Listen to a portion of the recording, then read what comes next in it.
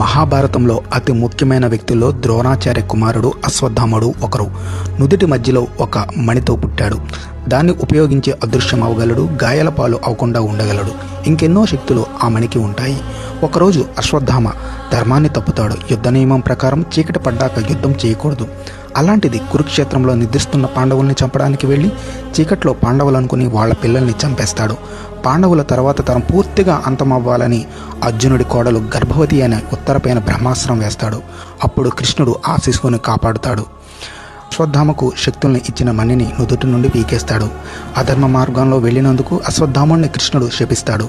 కలియుగం అంతమయ్యే వరకు ఈ భూమిపై తిరుగుతూ ఉండాలని, తనకు తగిలిన గాయాలు ఎప్పటికీ మానవని, వాటి నుండి కారే చీము నెత్తురు వాసనకి పక్కన ఎవరూ నిలబడరని, ఆ నొప్పి తట్టుకోలేక ప్రతిరోజు చావు కోసం పరితపిస్తాడని శపిస్తాడు.